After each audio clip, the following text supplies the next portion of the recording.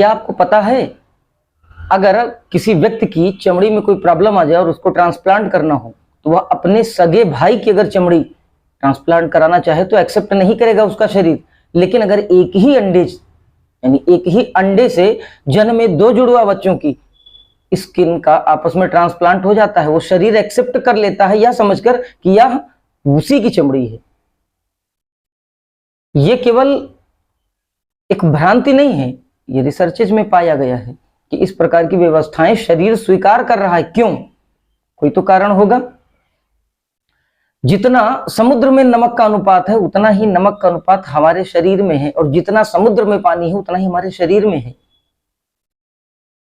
ग्रहों का यह खेल, नक्षत्रों का यह खेल पल पल तिल तिल हमको प्रभावित करता है। आज हम समझेंगे वैज्ञानिक कारण और पहले के कुछ रिसर्चेस के बारे में कि ज्योतिष अंधविश्वास है या क्या है। नमस्कार, रुद्राष्ट्र विज्ञान में आप लोगों का बहुत बहुत स्वागत, अभिनंदन है। आज हम बात करेंगे कुछ ऐसे तथ्यों पर जो यह साबित करते हैं कि ज्योतिष सच में एक विज्ञान है, कोई फंतासी या कोई भ्रमित पैदा करने वाला कोई विषय नहीं है। अक्सर एक टॉपिक पर चर्चा होती है जो ज्योतिष के अगेंस्ट यानी खिलाफ तर्क देने वालों के पास अक्सर ये लॉजिक होता है जुड़वा बच्चों का, या फिर एक ही समय में बहुत से बच्चे पैदा होते हैं तो सबकी परिस्थितियां क्यों एक जैसी नहीं होती। वह यह कहते हैं कि ग्रह और नक्षत्र तो उस समय एक ही होते हैं। नहीं, थोड़ा सा भेद है। गर्भ, देश, काल और परिस्थिति के अनुरूप चीजें हमेशा बदल जाती हैं। जुड़वा बच्चों के मामले में आप समझिए कि दो तरह की व्यवस्थाएं होती हैं।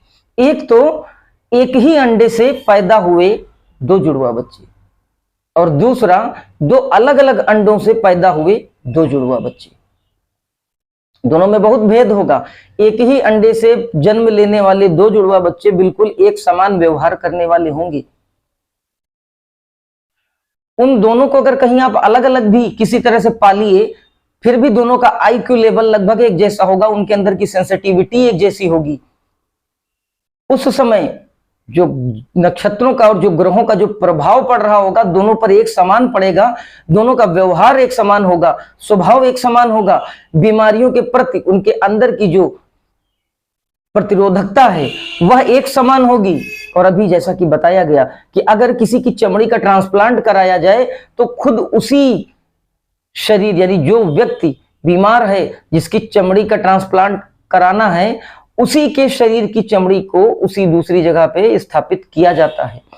उसी इनके सगे भाई या किसी दूसरे परिवार के सदस्य को अगर आप चाहें कि उसकी चमड़ी लेके और ट्रांसप्लांट करा दें तो वह एक शरीर एक्सेप्ट नहीं करता। शरीर कुछ तो समझ रहा है तभी तो वह एक्सेप्ट नहीं करता। नॉर्मली आप देखेंगे तो चमड़ी एक जैसी दिखेगी, यहां तक कि बायोलॉजिकली भी वो उसमें गुण और धर्म एक समान दिखेंगे, लेकिन फिर भी क्यों नहीं एक्सेप्ट करता वह शरीर? कुछ तो भेद है, या उसके जन्म के समय का भेद है। क्यों? क्योंकि एक ही अंडा से अगर दो बच्चे जुड़वा हुए तो उन दोनों की स्किन आपस में एक्सेप्टेबल है, वो स्वीकार कर लेता है शरीर। कुछ तो वो समझ रहा है जो बायोलॉजी के नियमों के ऊपर वो उससे सूक्ष्मतम शरीर कुछ समझ लेता है। इसका मतलब कि कहीं ना कहीं परिवार के बाकी सदस्यों का भेद है। यहां तक कि जुड़वा बच्चे, दो अलग अलग अंडों से जन्म लेने वाले दो जुड़वा बच्चों के भी स्किन आपस में एक्सेप्ट नहीं करेगा शरीर। कुछ तो भेद होता है। जन्म के समय ग्रह और नक्षत्रों की स्थितियां बहुत महत्वपूर्ण होती हैं। एक ही अंडा से जन्मे जो दो जुड़वा बच्चे होंगे वो बिल्कुल एक ही समय पर होंगे। उनको कहीं भी अलग अलग पाला पोसा जाए, रखा जाए, उनमें दो एक समान व्यवहार होंगे। एक अगर बीमार पड़ेगा दूसरा भी प्रभावित होता है। और सबसे रहस्यपूर्ण बात यह कि अनुभव में, रिसर्चेज में ऐसा देखा गया है कि एक ही अंडा से जन्म लेने वाले दो जुड़वा बच्चों में बताया गया कि उनमें मृत्यु का जो अंतर रहा है वो अधिकतम 3 दिन से 3 महीने का अंतर रहा है। ऐसा बहुत से लेखों में भी पाया गया। यह समानता जो है, यह आश्चर्य करने वाली ये जो घटना है, इसके पीछे का जो कारण है वह एक ही समय जन्म लेना और उस समय एक ही प्रकार के ग्रह और नक्षत्रों की स्थितियां का समान होना, यही एकमात्र कारण है। बड़ा रहस्यमयी विज्ञान है। ज्योतिष भ्रम नहीं है, झूठ नहीं है, समझने की बात है। दूसरे तथ्यों से हम समझते हैं, शरीर और समुद्र में जो नमक का जो अनुपात है, जो पानी का अनुपात है, वो समान है। कौन प्रभावित करता है? सबसे निकटतम जो ग्रह है, साइंस उसको उपग्रह कहता है, चंद्रमा, वह जल का कारक है, जल को प्रतिनिधित्व करता है चंद्रमा।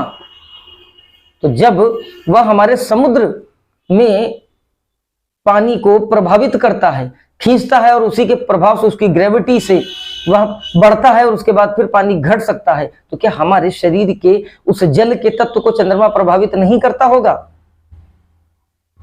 हजारों और लाखों साल पहले ज्योतिष में उल्लेख कर दिया गया था कि चंद्रमा मन का कारक है और चंद्रमा जल का कारक है। जल ही जीवन है, यह साइंस भी मानती है, और सारी सभ्यताओं ने भी, पुरानी जितनी भी सभ्यताएं रही, उन्होंने भी इस बात को स्वीकार किया है। ज्योतिष में भी उल्लेख है कि जल ही जीवन है। पहला जीवन काई माना जाता है। काई, काई यानी काई की शुरुआत कहां से हुई? जल से हुई। तो कहीं ना कहीं जीवन का संबंध, सीधा संबंध जल से है। अगर शरीर के जल को संतुलित किया जाए तो यह जान लीजिए कि सब कुछ संतुलित किया जा सकता है। क्यों? क्योंकि उसका सीधा संबंध चंद्रमा से। चंद्रमा योगों की जननी बताया गया है। हमारे शरीर में जितनी भी बीमारियों का या जितने भी रोग का या जो भी और खराब या अच्छी घटनाएं घटती हैं, वह कहीं ना कहीं पानी के माध्यम से ही प्रवाहित होती हैं। और उसी पानी का जो अदृश्य रूप है, वह बीमारी, सुख, दुख, प्रसन्नता, इन सब चीजों को नियंत्रित करता है। हम पानी के माध्यम से बहुत सी समस्याओं को सुलझा सकते हैं। इतना महत्वपूर्ण है पानी और चंद्रमा। मां के पेट में, जब गर्भ में जो अनुपात होता है नमक और पानी का, वही अनुपात समुद्र का भी होता है। और उस बच्चे को सीधे तौर पे कोई चीज मां से नहीं मिलती, वह उसी जल के माध्यम से ही उस बच्चे को वह चीजें मिलती हैं। जन्म के समय से लेके और जन्म लेने तक के बीच में भी पानी एक तारतम्य, एक संतुलन बिठाता है उस बच्चे और उस मां के बीच में। यानी कि वह जहां से रिसोर्स गेन कर रहा है अपनी मां से, जहां से उसको पोषण मिल रहा है, वहां से, और दूसरा उस बच्चे तक जो वह अभी जन्म नहीं लिया है और जन्म लेने की तैयारी में है। ज्योतिष में चंद्रमा को मां का कारक माना गया है। वही मां जो जन्मदात्री है, वह अपने से पोषण करती है पानी के माध्यम से गर्भ में पल रहे उस बच्चे का। यही तो चंद्रमा का खेल है, यही जल का खेल है, और यही जल में मौजूद तत्वों का खेल है, चाहे फिर वो नमक हो या कोई और भी तत्व। हम सीधे तौर पे प्रभावित होते हैं चंद्रमा से। क्यों? क्योंकि उसका तत्व जो जल है, वह हमारे शरीर में सबसे मैक्सिमम पार्ट में है, तो वह हमको निश्चित प्रभावित करता है। बहुत से अध्ययन में यह भी पाया गया है कि जब अमावस आती है तो पागलपन कम हो जाता है और उन्माद वाली स्थितियां कम देखने को मिलती हैं। लेकिन जैसे जैसे पूर्णिमा आती है, और पूर्णिमा वाले दिन मैक्सिमम नंबर ऑफ पीपल पाए जाते हैं पागलपन के, और ज्यादातर मामलों में पूर्णिमा के दिन पागल खानों में प्रवेश होता है लोगों का, और सबसे अधिक लोग बाहर जाते हैं तो वह अमावस के दिन जाते हैं। चंद्रमा मन का कारक है। जब मन व्यथित, मन उद्वेलित, मन में कोई विकृति आई, यही तो पागलपन है। चंद्रमा सीधे तौर पर प्रभावित करता है पागलपन की उस स्थिति को। तो किसी भी प्रकार का अगर कोई भी साइकोलॉजी से रिलेटेड कोई प्रॉब्लम होती तो उसका भी कारक चंद्रमा है। यही कारण है कि अमावस और पूर्णिमा के दिन इस तरह की विसंगतियां देखने को मिलती हैं, और ये सारी चीजें रिसर्चेज में तथ्यों द्वारा प्रमाणित की जा चुकी हैं। एक दूसरे तथ्य पे बात करते हैं। एक रूसी वैज्ञानिक हुए जीजोवस्की, उन्होंने यह किया साबित की 11 वर्षों पर सूर्य पर आणविक विस्फोट होते हैं, और उस विस्फोट का प्रभाव धरती पर दिखता है, कभी अब विशेष तौर पे आगजनी के रूप में, कभी युद्ध के रूप में, या फिर किसी न किसी और विध्वंसक रूप में। 700 वर्षों में पिछले होने वाली घटनाओं का उन्होंने सटीक और वैज्ञानिक प्रमाण दिया, जिसका नतीजा यह हुआ कि उनको जेल में डालना पड़ा। उनको जेल में डाल दिया गया। क्यों? क्योंकि वो वहां की विचारधारा के विपरीत था। वहां के लोग विश्वास ही नहीं करते थे इस व्यवस्था में, धर्म में या फिर ईश्वर में। उनका यह मानना था कि सारी समस्याओं का जो कारण है वह भौतिक कारण है, और उसी भौतिक कारण से प्रभावित होकर जो प्रतिक्रिया मिलती है उस स्वरूप में हमको दारिद्रता, गरीबी, भूखमरी, युद्ध, ये सब चीजें देखने को मिलती हैं। लेकिन जेजोव्स्की ने जो चीज साबित की पिछले अपने अध्ययन में 700 वर्षों की घटनाओं का जो उसने डेटा पेश किया, उससे यह साबित हो रहा था कि कारण पूर्णतया भौतिकवादी नहीं होते, वो पूर्णतया कारण जो है वह ज्योतिषीय कारण है, और उस कारण से भौतिक चीजें प्रभावित होती, इसलिए ऐसी व्यवस्थाएं निर्मित होती हैं। ज्योतिषीय जो कारण है, उन कारण का जो प्रभाव है वह भौतिक रूप में दिखता है, चाहे युद्ध के रूप में दिखे, चाहे दारिद्रता, भुखमरी के रूप में दिखे, या संपन्नता के रूप में दिखे। वर्तमान की विचारधारा के विपरीत इनकी विचारधारा थी, पूरी जड़ें हिल गई थी, इसलिए इनको उठा के साइबेरिया के जेल में डाल दिया गया। दूसरा एक तथ्य और समझते हैं। प्रोफेसर ब्राउन ने अपने एक रिसर्च में पाया कि ग्रह और नक्षत्रों का विशेष प्रभाव मनुष्य के जीवन पर पड़ता है। उन्होंने ये पाया, लगभग 50,000 लोगों का उन्होंने अध्ययन किया और 10 अलग अलग कैटेगरी के लोगों का अध्ययन किया। तब उन्होंने यह निचोड़ निकाला कि उन्होंने देखा कि सेना में भर्ती होने वाले जो लोग थे, या सेना में जो बड़े बड़े पदों पर आसीन लोग थे, वो भले ही सेना के किसी और कैटेगरी से संबंधित लोग रहे हों, उनके ऊपर जो नक्षत्र और ग्रहों का जो विशेष प्रभाव देखने को मिला वह मंगल का देखने को मिला। बड़ी हैरत की बात थी। हालांकि यह जो प्रोफेसर ब्राउन थे, यह ज्योतिष के खिलाफ रहे थे शुरुआत में, और इन्होंने बहुत मजाक भी उड़ाया ज्योतिष का, लेकिन फिर भी विद्वान व्यक्ति थे तो इन्होंने सोचा कि उस विषय पर एक बार बात करके देखी जाए, थोड़ा सा रिसर्च करके देखा जाए। तो उन्होंने रिसर्च में पाया कि सेना में महत्वपूर्ण पदों पर पहुंचने वाले जो भी लोग थे, जो भले ही अलग अलग क्षेत्रों के थे लेकिन सेना से संबंधित थे, उन पर मंगल के ग्रह और नक्षत्रों का विशेष प्रभाव देखने को मिला। और कई हजारों साल पहले भी यह व्यवस्था ज्योतिष ने बता दी थी कि मंगल सेनापति है, मंगल युद्ध का कारक ग्रह है। कहीं भी आप देखेंगे तो मंगल को सेना, पुलिस जैसे रक्षा से संबंधित जुड़े लोगों से संबंधित लोग को प्रतिनिधित्व करने वाला ग्रह बताया गया है। प्रोफेसर ब्राउन की रिसर्च में भी यही बात सामने निकल कर आई।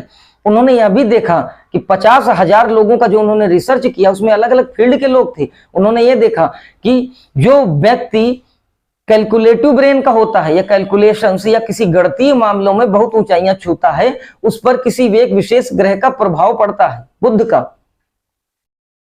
बुध के विशेष नक्षत्र या ग्रहों की दशाओं के हिसाब से उनका जन्म होता है, तब उनके ब्रेन में वह एनालिटिकल पावर आ जाती है। कहां से आ जाती है? कुछ तो है जो ग्रहों का सीधा संबंध है। बुध को ब्रेन का कारक कहा गया है, बुद्धि का कारक कहा गया है। तो जितना भी बुद्धिमानी वाला वर्क होगा, जितना भी विश्लेषणात्मक क्षमता से संबंधित काम होगा, उसको रिप्रेजेंट बुध करते हैं, ज्योतिष में स्पष्ट बताया गया है। प्रोफेसर ब्राउन ने कोई नई चीज नहीं बताई, लेकिन उन्होंने प्रूव किया अपने रिसर्चेज में कि ये सब चीजें सच हैं। और कोई व्यक्ति जब भी जन्म लेता है तो एक विशेष ग्रह और नक्षत्रों की स्थितियों में जन्म लेता है, और उस नक्षत्र और उस ग्रह की स्थितियों का जीवन भर उस व्यक्ति के ऊपर प्रभाव पड़ता है, क्या तय है। और ज्योतिष में यही बात बहुत पहले बता दी गई है। अब दूसरी भाषा में समझिए, आप एक बीज जमीन के अंदर रोपित करते हैं, वह कौन कौन सा तत्व होता है जो उस बीज के अंदर वृक्ष बनने की जो संभावना छिपी है, वह उस धरती को चीर के वृक्ष बन जाता है। निश्चित तौर पर जल, सूर्य का प्रकाश और पृथ्वी। सूर्य का प्रकाश अगर इतना सक्षम है, जल का वह तत्व अगर इतना सक्षम है जो कि चंद्रमा को रिप्रेजेंट करता है, तो सूर्य और चंद्रमा और पृथ्वी मिलकर जीवन का निर्माण कर देते हैं। उस बीज के अंदर जीवन को आरोपित कर देते हैं। वह बीज आप जीवन भर रखे रहिए बाहर, वह माहौल न मिले, उसके अंदर की जो भी संभावनाएं थी वो संभावनाएं छिपी ही रहेंगी, उसका प्राकट्य नहीं होगा, वह पेड़ नहीं बन सकता। तो कहीं ना कहीं सूर्य और चंद्रमा जब पृथ्वी ग्रह के साथ तारतम्य बिठाते हैं तो वह जीवन का रूप ले लेता है। केवल हिंदुइज्म, हिंदू शास्त्रों में यह वर्णित है कि हम बात करते हैं जन्म के उस समय की जिस समय हम जन्म के बाहर आते हैं, गर्भ से बाहर आते हैं, लेकिन केवल हिंदुओं की, ज्योतिष शास्त्रों की, इन सब की अवधारणाओं में ही यह चीज मिलती है कि सटीक जन्म तो तब होता है जब गर्भधारण होता है, जीवात्मा जब प्रवेश करती है। और ज्योतिष शास्त्र और हिंदुइज्म इससे और आगे बढ़ के बात कहता है कि जन्म का समय गर्भ स्वयं जीवात्मा चुनती है कि उसको किस गर्भ में प्रवेश करना है। उसकी चेतना ने पूर्व के जन्म में जिन चीजों को संग्रहित कर रखा है, किस गर्भ में जन्म लेने से वह माहौल वह पा सकती है। क्यों? क्योंकि उसकी अतिरिक्त इच्छाएं उसी प्रकार के गर्भ से पूरी हो सकती हैं। जिनके ऋण चुकाने हैं वो किस गर्भ में जन्म लेने से उनसे भेंट होगी, सारी चीजें वह जीवात्मा स्वयं चुनती है कि हमको किस गर्भ में प्रवेश करना है और किस जन्म में हमको, किस समय में हमको जन्म लेना है। ज्योतिष शास्त्र यहां तक की व्यवस्था की बात करता है। बहुत सूक्ष्म, बहुत विश्लेषणात्मक, बहुत वैज्ञानिक विज्ञान है यह ज्योतिष। अब आप समझ सकते हैं कि सूर्य, चंद्रमा, मंगल, बुध जैसे ग्रहों का किस प्रकार धरती पर एक एक जीवन पर उसका प्रभाव पड़ता है। मनुष्य ही नहीं, पेड़ पौधों, पशुओं पर भी इसका प्रभाव पड़ता है। पूर्व के जन्मों की संचित जो कर्म है उसके अकॉर्डिंग हम स्वयं चुनते हैं, या स्पष्ट लिखा गया है। किसी एक व्यक्ति को किस प्रकार की बीमारी होगी कोई साइंस नहीं बता सकती, लेकिन एस्ट्रोलॉजी, ज्योतिष में बताया जा सकता है। ग्रहों, उनके कारकत्व, उसके भाव की स्थिति, उसकी डिग्री, उसके नक्षत्र में बैठने की स्थितियों से यह बताया जा सकता है कि यह व्यक्ति जो होगा यह किस प्रकार के रोग से प्रभावित होगा भविष्य में। यहां तक यह भी बताया जा सकता है कि इस व्यक्ति को एलर्जी क्यों होगी, किस ग्रह के कारण होगी।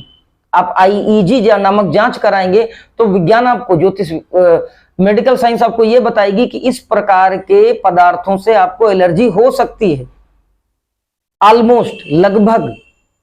लेकिन आपकी कुंडली यह बताती है कि आप एलर्जिक होंगे या नहीं, और अगर एलर्जिक होंगे तो किन चीजों से होंगे, और उन चीजों के एलर्जिक होने का कारण क्या होगा, किस अंग के प्रभाव से आप एलर्जिक होंगे, किस विषय में आपकी रुचि होगी। कोई डायग्नोसिस मशीन नहीं बनी है, लेकिन एस्ट्रोलॉजी में बताया जाता है कि इस तरह के विषयों में आपकी रुचि होगी। इससे अधिक और क्या प्रमाण चाहिए आपको ज्योतिष का। ज्योतिष एक स्वयं में संपूर्ण विज्ञान है। विश्लेषण की आवश्यकता है, सटीक दिशा में ध्यान देने की आवश्यकता है, यह बात मानी जा सकती है। लेकिन ज्योतिष अंधविश्वास है, एक फंतासी है, यह बात नहीं मानी जा सकती। बड़े लगभग सबसे प्राचीनतम जो सभ्यता मानी गई वह सुमेरियन मानी गई है। इतिहासकार यह मानते हैं कि इतिहास का जन्म ही सुमेरियंस से हुआ है।